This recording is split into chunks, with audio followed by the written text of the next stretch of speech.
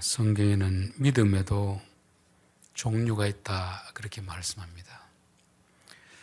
구원에 이르는 믿음이 있고 구원에 이르지 못하는 믿음이 있다. 믿음이라고 다 같은 믿음이 아니다. 작은 믿음도 있고 큰 믿음도 있다는 것입니다. 흔히 우리가 이제 믿음 하는데 많은 경우 그 믿음이라는 말이 성경이 말하는 믿음이 아니고 우리는 내가 믿는 믿음, 주여 믿습니다. 주실 줄 믿습니다. 결국 자기 확신을 믿음으로 생각하는 분들이 많이 있습니다. 믿음이라는 것은 하나님의 약속에 대한 말씀을 믿는 것이지 내 소원, 내 바람을 하나님이 이루어 주실 것으로 믿는 것은 아니라는 것을 우리가 먼저 점검해야 되는 것이고, 우리가 예수님을 믿는다고 할 때에도 예수님이 기적을 베푸시는 능력을 행하는 그것을 보고 예수님을 믿는다고도 할 수도 있고, 그분을 곁에서 차근히 지켜보면서 이분 같으면 내가 믿을 수 있겠다. 그분의 인격, 그분의 말씀. 그러니까 우리가 예수님 믿을 때에도 두 종류의 믿음이 있는 것입니다. 그 사람이 가진 능력, 그 사람이 가진 부, 그 사람이 가진 지위, 그것을 보고 믿을 수도 있고, 그것을 떠나가지고 그 사람 자체가 좋은 것이죠. 저분 같으면 내가 참 함께 있어도 좋겠다. 남녀가 교제할 때도 두 종류의 교제가 있습니다. 남자나 여자가 가진, 상대방이 가진 어떤 능력, 부, 그런 것을 믿고 교제를 할 수도 있고, 그것을 떠나서 그냥 그 사람 자체가 좋아서 교제할 수도 있습니다. 여러분, 진짜 믿음은 뭐가 진짜 믿음이겠습니까? 그 사람이 가진 조건이 아니고 그 사람 자체가 좋은 것입니다. 그 사람이 가난하든 부하든 능력이 있든 없든 그냥 그 사람 자체가 좋아서 사랑하고 믿는 것이 진짜이고, 그 사람이 가진 어떤 능력이라든지 실력, 부, 이것을 가지고 믿는 것은 그 사람을 믿는 것이 아니고 그 사람을 이용하는 거예요. 이용. 그것이 없어지면 언제든지 그 사람과 결별할 수 있다는 것을 말씀해 주는 거죠. 예수님도 사복음서 초반에 보면 기적을 행하고 귀신을 쫓아내고 병을 고쳐줄 때는 많은 사람들이 예수님을 믿는다고 하면 따라왔습니다. 그래서 서서히 십자가를 앞두고 이제 이분이 돌아가셔야 된다는 걸 이야기할 때 사람들도 하나 둘씩 떠나갔습니다. 그러니까 그 사람이 예수님 믿는다고 하는 것은 진짜 믿는 것이 아니죠. 그리고 제자들에게도 내가 이제 얼마 있지 않으면 십자가를 지고 죽어야 된다. 죽고 다시 살아날 것이다. 그러니까 가장 예수님 곁에 있던 베드로가 뭐라고 합니까? 주여 그리하지 마옵소서. 주여 그리하지 마옵소서. 베드로가 정말 예수님을 위해서 그런 말 했겠습니까? 예수님을 따라다니는 이유는 뭐겠습니까? 고기잡이 하는 것보다는 이분을 따라다니면 더 낫기 때문에 그런 것입니다. 그래서 고기잡이해서 아무리 수고해도 내 인생 크게 펼쳐지지 않겠다는 생각, 그 생각 속에서 어떤 청년이 와서 메시아라고 하고 기적도 행하고 능력을 베푸니까 이분 따라다니면 내 팔자 고치겠구나, 그런 생각을 했습니다. 그런데 갑자기 그분이 돌아가신다고 하니까 기절초풍할 노릇 아닙니까? 내가 따라다니는 이유가 뭔데? 그분이 죽으면 내 모든 꿈이 숲으로 돌아가니까. 그래서 가룟유다가 배신한 것입니다. 그냥 배신한 것이 아니고 베드로도 그 생각이죠. 겉으로 보기에는 예수님을 위하는 것처럼 보이지만 사실은 지금까지 따라다니는 목적이 하루아침에 숲으로 돌아가기 때문에 그렇게 하지 말라는 것입니다. 그것은 가룟유다만, 베드로만 그렇게 했습니까? 우리도 그럴 수 있겠습니까? 우리도 충분히 그럴 수 있는 거죠. 예수님이 잘해줄 때는 할렐루야, 아멘, 감사합니다, 주를 위해 충성하겠습니다, 그렇게 하다가 예수님이 내가 하는 기도 안 들어주시고 부탁도 안 들어주시고 이제 그분의 힘도 다 없어지니까, 권력도 없어지니까 이제는 다 하나둘씩 떠나가듯이 우리의 신앙도 충분히 그럴 수가 있다는 것입니다. 그래서 우리의 믿음이 헛된 믿음이 아니고 진짜 믿음을 쫓아야 되겠구나를 말씀하는 것입니다. 오늘 읽지는 않았는데 43절 보면 이틀이 지나매 예수께서 거기를 떠나 갈릴리로 가시며 친히 증언하시기를 선지자가 고향에서는 높임을 받지 못한다 하시고, 예루살렘에서 있었던 일이 이제 요한복음 3장에 있습니다. 그리고 4장에서는 사마리아 지역을 통과하면서 수가성 우물가 여인을 만나고 그 여자를 회심시켰습니다. 그리고 이제 그 여자가 동네에 가서 백성들을 예수님 앞에 데리고 온 것이죠. 그때 그 백성들이 예수님께 이틀 동안 더 머물면서 오늘 나는 말은 부흥해 주십시오. 집회해 주십시오. 집회. 그래서 그들이 이전에는 그 여자가 하는 말을 듣고 이곳까지 왔지만 이제는 예수님의 말씀을 듣고 우리가 예수님 믿습니다. 이런 인도와 전도의 차이를 말씀드렸습니다. 그 이틀이 지나매 예수께서 거기를 떠나 갈릴리로 가시며 친히 증언하시기를 선지자가 고향에서는 높임을 받지 못한다 하시고, 지금 사마리아에서 갈릴리 고향으로 돌아가면서 제자들에게 느닷없이 던지는 말씀이 선지자가 고향에서는 높임을 받지 못한다. 왜 이런 말씀을 하겠습니까? 제자들은 적어도 이제 이 예수님하고 가면 고향에서는 막 플랜카드 걸어놓고 대환영극을 벌일 것으로 그렇게 생각했습니다. 여러분, 우리 일반 사람들도 고향을 떠나서 객지에 가서 살면서 힘들게 어렵게 살더라도 명절이 되어서 고향 올 때는 어떻게 하고 싶습니까? 좀 출세한 모습으로 와서 그래도 저 사람이 서울 가더니만 출세했구나 칭찬 듣고 싶은 마음이 누구에게나 있습니다. 그래서 고향에 올 때는 내 차도 아니지만 렌트카라도 좋은 차 좀 몰고 와서 없는 돈 좀 빚내와가지고 동네 경로당에도 돈 좀 많이 기부하고 사람들에게도 친척들에게도 뭐 용돈도 듬뿍듬뿍 주고 하는 이유가 뭐겠습니까? 객지에서는 어떤 고생을 하더라도 고향 사람들에게는 인정받고 싶은 그런 마음이 있습니다.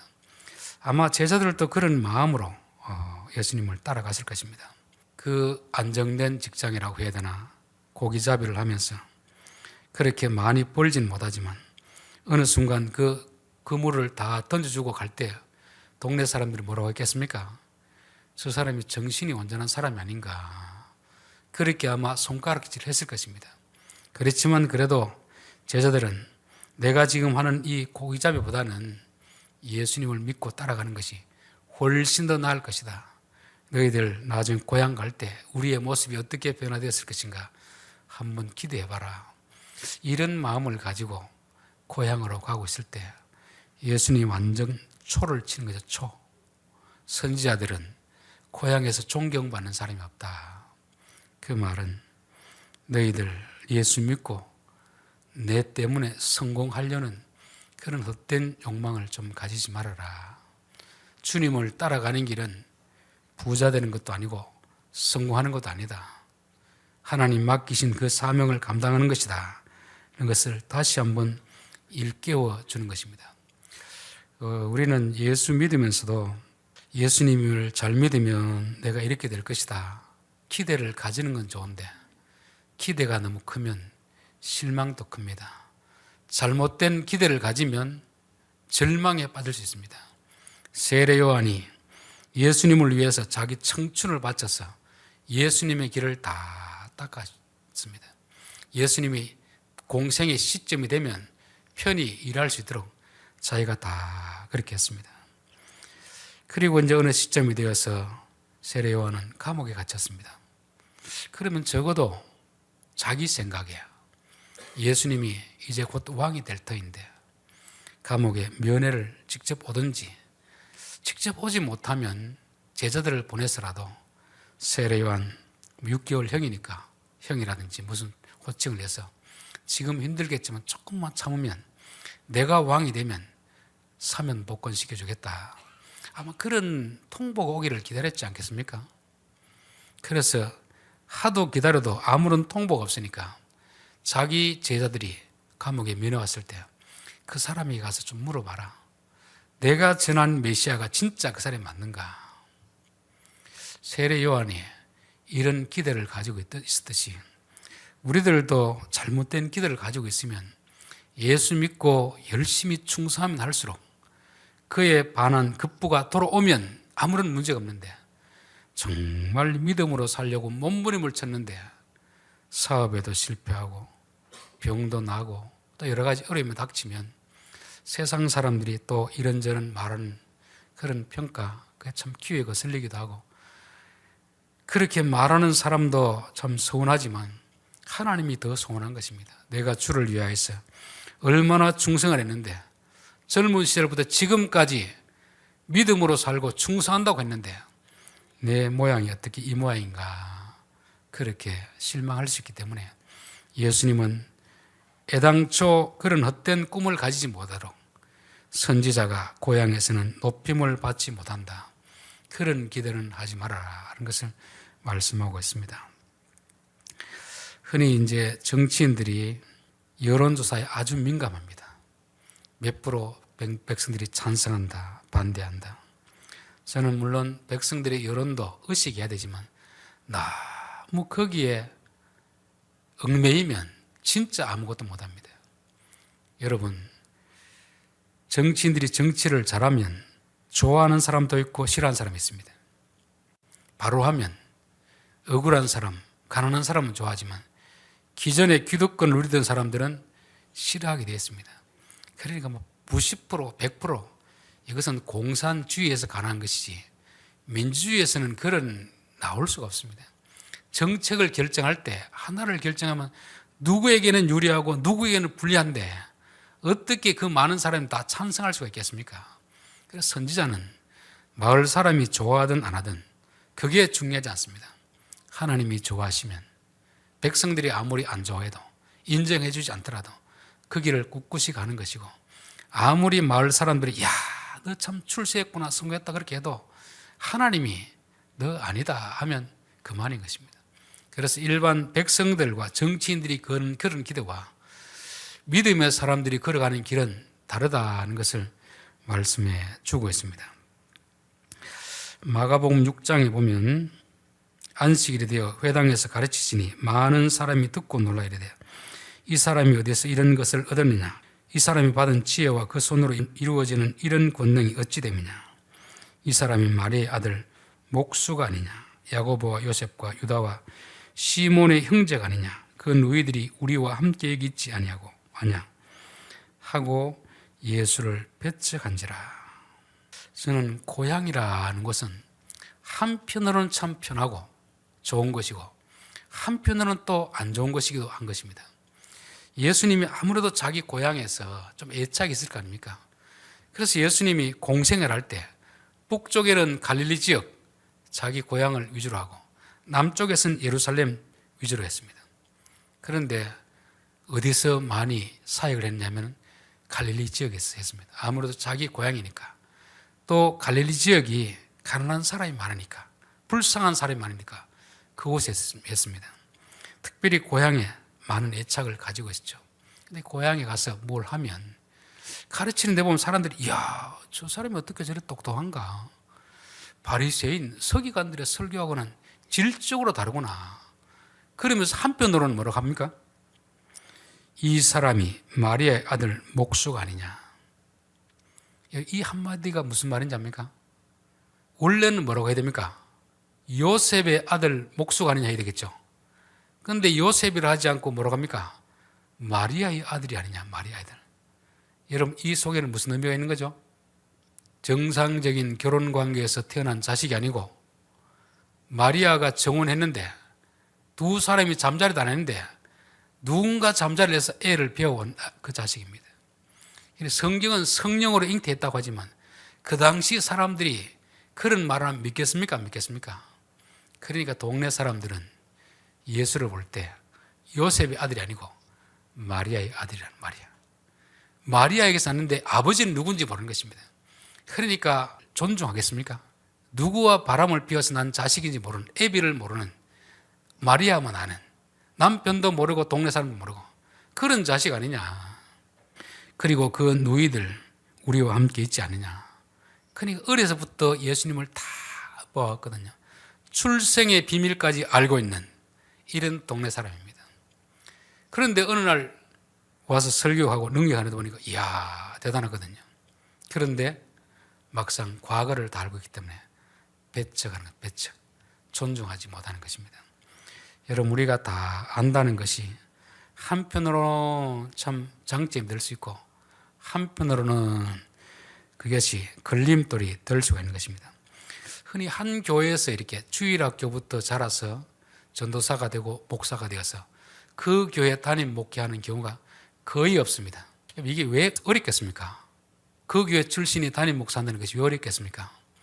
장로님, 권사님들은 그 애가 고추를 다 내놓고 다닐 때부터 다 봐왔거든요. 근데 그 사람이 담임 목사라고 하니까 권위가 서지 않는 것입니다. 보통 사람들은 그 사람을 언제 봤느냐 그걸 가지고 계속 기억하거든요. 제가 제일교회 처음 갔을 때 그 초등학생 애들이 지금은 시집 장가가고 애들이 두세 명입니다.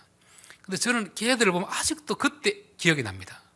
그래서 말을 놓으려고 하다 깜짝 놀랍니다. 야, 얘들도 이제 나이 30, 40이 넘었는데 내가 애들처럼 돼야 되겠나 그런 생각이 드는 거죠. 걔들은 지금 학교 선생이 되고 직장을 잡아가지고 엄연히 가정을 이루고 있는 사람인데도 저의 기억 속에는 계속해서 그 어릴 때 그 기억이 남아있는 것입니다. 우리 옛말에도 그런 말 있잖아요.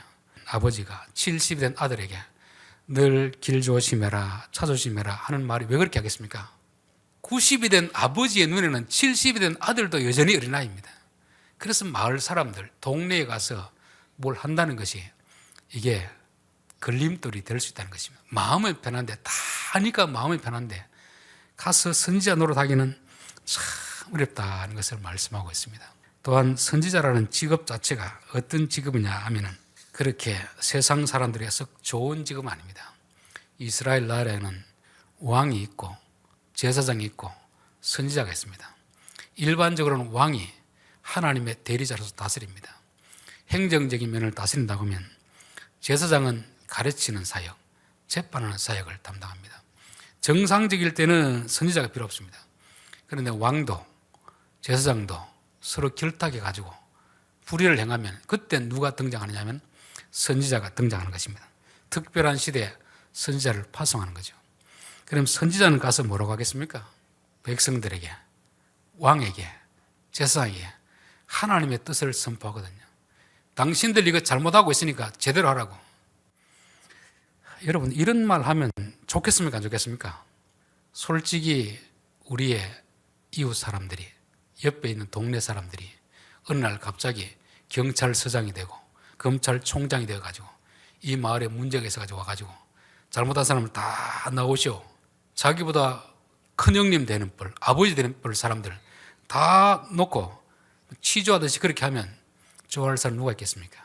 더군다나 모르는 사람도 아니고 얘가 내가 자랄 때 다 아는 애인데 이게 조금 자라가 출세했다고 어른도 몰라보고 형도 몰라보고 함부로 조사하고 이러면 다 싫어할 것입니다. 선지자라는 직책 자체가 그렇게 썩 세상 사람들이 보기엔 좋은 직책이 아닙니다. 왜냐하면 잘못을 지적하는 일이기 때문에 선지자가 마을에 가서는 그렇게 존경을 받지 못한다는 것을 말씀하고 있습니다.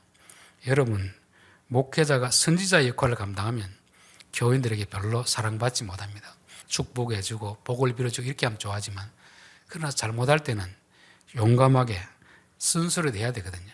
그래서 예수님은 제자들에게도 너희들 고향에서 너무 칭찬 듣는데 너무 목매지 마라. 그렇게 하면 선지자 사명 잘 감당하지 못한다. 어른들이라고 형님들이라고 다 봐주고 하면 어떻게 하나님의 말씀을 전하겠느냐 그렇게 하는 거죠.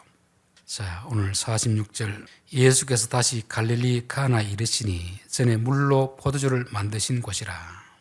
갈릴리 지역에서 특별히 가나라는 지역이 있습니다. 그것은 요한복음 2장에 있듯이 물을 포도주로 만든 기적을 베푼 곳이었습니다. 처음으로 기적을 베푼 곳이었고 그곳에 이제 왔을 때 가버나움이라는 곳에 있는 왕의 신하, 그 왕의 신하가 아들이 병이 들어서 곧 죽게 되었습니다. 그래서 그 사람이 가나로 지금 왔습니다. 아마 지도상으로 봤을 때는 직선 거리는 한 28km. 그러나 이렇게 꼬불꼬불 현행 도로로 보면 32km에서 한 35km 정도 됩니다. 그 당시 무슨 차가 있는 것도 아니고 그 길은 어떻게 해야 됩니까? 걸어와야 되는 거예요. 그럼 어느 정도 걸어야 되겠습니까? 보통 4km를 우리가 1시간 걷는다 그렇게 말합니다. 좀 빨리 걷는 사람은 5km를 걸을 수도 있고, 그러면 32km, 35km 걷으면 최소한 8시간을 걸어야 됩니다. 이 사람은 왜 8시간을 걸어오겠습니까? 왕의 신하라고 하면 그 당시로 보면 권력자, 최측근에 있는 사람이고 돈도 있는 사람입니다. 그 사람이 갈릴리 나사렛 출신 예수님한테 무슨 아쉬운 일이 있어 이렇게 왔겠습니까? 자기 자존심 체면이 있지. 그렇게 8시간 이상을 걸어올 때는 다 이유가 있습니다. 뭐 때문에 걸어왔겠습니까? 왕의 신하가 있어 그의 아들이 가버나움에서 병들었더니 저는 이게 부모의 마음이 아닌가 싶어요. 아버지가 지위가 있고 돈이 많아도 그것 가지고 해결할 수 없는 문제가 있습니다. 더군다나 자기 문제가 아니고 자식 문제 같으면 부모는 눈에 보이는 게 없습니다. 이 자식만 낫게 한다면 어떤 굴욕, 어떤 수모, 어떤 어려움도 능히 할 수 있는 것이 아버지의 마음이 아닌가, 부모의 마음이 아닌가, 그런 생각이 들어요. 저는 이 왕의 신하에게 참 좋은 직장, 좋은 큰 권력, 그런 자리에 있었지만 자식 문제 때문에 예수님께 나와야 되는 것이 이게 진짜 복이다, 그런 생각이 듭니다. 저는 우리들 가운데서도 저분은 참 모든 면에서 다 부족함이 없는데 어떤 하나의 문제 때문에 기도해야 되는 그런 사연, 남들에게는 말하지 못하지만 우리는 그 문제만 없으면 더 좋을 것 같은데 하나님은 그 문제를 통해서 자존심, 체면 다 내려놓고 예수님 앞에 기도하게 하시는 것입니다. 그가 예수께서 유대로부터 갈릴리로 오셨다 하는 것을 듣고 가서 청하되 내려오셔서 내 아들의 병을 고쳐주었사니 그가 거의 죽게 되었습니다. 이 당시에 집안에 병들이는 사람이 이 사람뿐이겠습니까? 더 많은 사람도 있었겠죠. 그렇지만 자존심 때문에, 체면 때문에 예수님 앞에 나오지 않는 사람도 많았을 것입니다. 이 사람은 자존심이고 뭐고 다 내려놓고 오로지 아들을 살리겠다는 그 일편단심으로 예수님께 왔습니다. 누가복음 보면은 엘리야 시대에 수많은 과부가 있었지만 수넴 여인만 하나님의 기적을 경험했고, 엘리사 시대에 수많은 문둥병자가 있었지만 나만만 고침받던 것 너희들 모르느냐? 이게 무슨 뜻이겠습니까? 간절히 구하는 자에게, 찾는 자에게 하나님 은혜 주시지 아무에게도 찾지 않고 그 은혜를 봤을 때 내가 은혜를 경험하지 못한 것이다. 이 사람도 8시간 이상을 걸어와가지고 예수님 앞에 왔습니다. 그러면서 청하여 내려오셔서 내 아들의 병을 고쳐주소서. 예수님, 내 아들 병 좀 고쳐주소서. 어떻게 해서? 8시간 우리 집까지 오셔서 좀 고쳐주소서. 그렇게 하는 것입니다. 흔히 이제 기도에 대한 가르침을 할 때 그렇게 가르치는 이야기를 들었습니다. 특별히 청년들이 배우자를 놓기도 할 때 그냥 결혼하게 해주십시오 이게 아니고 조건을 상세하게 이야기하는 것입니다. 키는 얼마 이상, 연봉은 얼마 이상, 차는 얼마 이상, 집은 몇 평 이상, 이런 사람들 하나님 꼭 붙여주십시오. 그렇게 기도에 하는 딱 맞춤형으로 그렇게 맞춰준다네요. 저는 그 개인적으로 그게 기도 응답되어서 그렇게 말하는 모르겠는데 그거는 자기가 하나님입니다. 그런 기도 잘못하면 영원히 결혼하지 못할 수도 있습니다. 그런 조건을 갖춘 사람이 없다는 거예요. 한 사람이 있는데 이미 결혼했고 또 한 사람이 있는데 그 사람은 여자를 이야기하니까 싫다는 겁니다. 그러니까 그런 식으로 조건을 정해두면 우리가 응답이 안 됩니다. 큰 틀만 해놓고 하나님의 때에 하나님이 원하는 사람 보내주시면 아멘으로 받아들이겠습니다. 이렇게 기도를 해야 좀 응답의 확률이 높지, 그냥 수천 명 중에 한 사람, 그것도 개별적으로 그런 기도 응답을 받은 가지고 청년들에게 다 하면 결혼하라는 겁니까? 하지 말라는 겁니까? 여러분, 우리가 로또 복권 내가 됐다고 다 그 집에 가면 산다고 그렇게 가르치면 그 사기는 아닌데 속임수잖아요. 특별한 사람에게 주는 그런 것이 아니고 보편적으로 사람들에게 주어지는 그런 가르침을 가르쳐야 되는 것입니다. 내 개인에게 주어진 경험된 한 가지 경험을 표준으로 삼으면 이단이 되는 것입니다. 사도 바울이 하늘에서 태양빛보다 밝은 빛을 통해서 예수님을 만나고 나서 너희들 이렇게 만나는 것이 진짜 예수님 만나는 것이고 이거 아닌 건 다 가짜다 하면은 그 바울은 이단이 되는 거죠. 수많은 사람들이 그렇게 안 만나고 그냥 평범하게 어떻게 만나는지도 모르게 만나는 사람이 얼마나 많이 있습니까? 그래서 우리의 기도는 특별한 사람의 경험을 우리의 표준으로 삼았다. 보편적으로 찾아와서 주여 와서 고쳐주십시오 했습니다. 그때 예수는 뭐라고 합니까? 예수께서 이르시되 가라 내 아들이 살아있다 하시니 가라 살아있다 하시니 8시간을 지금 땀을 뻘뻘 흘리면서 왔는데 예수님은 알았다 같이 가자 하는 게 아니고 가라 네 아들이 살아났다 그렇게 하는 것입니다. 여러분 이런 말 들으면 좀 성질 나야 됩니까? 나야 됩니까? 성질 나야 되죠. 옆집에서 차 타고 온 것도 아니고 KTX 타고 온 것도 아니고 걸어서 8시간 이상을 걸어왔습니다. 여러분이 걸어서 8시간 이상을 걸어왔는데 가시오 다 나았습니다. 화가 날까요? 안 날까요? 화가 나겠죠. 이게 나만의 경우 아닙니까? 나만이 엘리사이까지 그렇게 먼 길을 그것도 예물을 또 가지고 왔는데 그들도 보지도 않고 요단강에 가서 7번 물 담그시피 하니까 막 성질이 나가지고 적어도 멀리 왔으면 사람들이 고개는 내밀고 얼굴은 빌고 그래도 머리에 손을 얹어가 기도해줘. 이 정도는 해줘야 될 것이 아니냐. 그런데 그렇게 안 해주니까 성질내서 막 돌아가려고 했습니다. 그때 하인이 아니 여기까지 왔는데 그게 뭐 어렵습니까? 요단강에 들어가는 것이 어려운 걸 시키는 건 아니고 그 먼 길을 왔는데 그거를 왜 못합니까? 결국 하인의 말을 듣고 해가지고 나은 거 아닙니까? 우리가 순종하지 못한 이유는 바로 여기 있는 것입니다. 내가 원하는 대로 하나님이 안 들어주면 순종을 못하는 것입니다. 그런데 왕의 신하가 대단하다는 것은 그렇게 8시간을 이상을 걸어왔는데 우리 집에 와서 기도 좀 해주십시오 이렇게 하는데 가라 아이가 살았다 그 말을 믿고 가는 것입니다. 여러분 믿음이라는 건 뭐겠습니까? 보고 믿는 게 아니고 그분의 인격을 보고 믿는 것입니다. 아직까지 살았는지 안 살았는지는 집에 가봐야 합니다. 그렇잖아요. 그러나 이 왕의 신하는 적어도 이분은 거짓말할 뿐 아니다. 사기칠 뿐이 아니다. 또 능력이 없는 분이 아니다. 이분은 충분히 말씀 한마디면 할 수 있는 분이다. 그분의 인격에 대한 믿음을 믿는 것입니다. 요한복음 2장에 보면 하인들에게 무슨 말씀을 하시는지 그대로 하라. 이해되지 않더라도 너희들의 머리로 이해되고 안 되고 둘째 문제고 그분의 인격을 믿고 시킨다라는 것입니다.